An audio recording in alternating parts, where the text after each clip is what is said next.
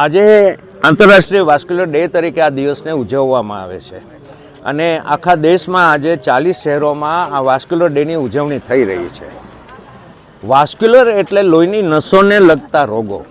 જેમ શરીરમાં હૃદય છે એ ધબકારા મારે આપણને ખ્યાલ હોય છે, પણ એ ધબકારા સાથે આખા શરીરમાં લોહી ફરતું હોય છે, ધમની અને શીરા.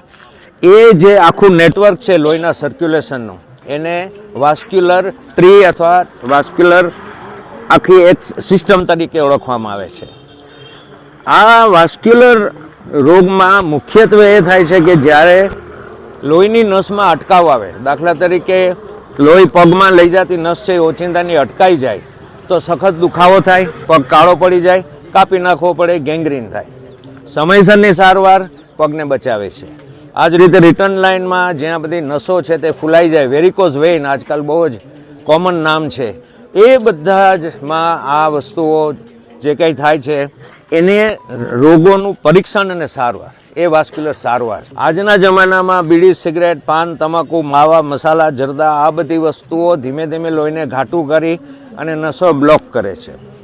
આ ઉપરાંત અનકન્ટ્રોલ ડાયાબિટીસ, બ્લડ પ્રેશર અને તણાવભર્યું જીવન એ પણ આ નસોને બ્લોક કરવા માટે જવાબદાર રિસ્ક ફેક્ટર્સ છે.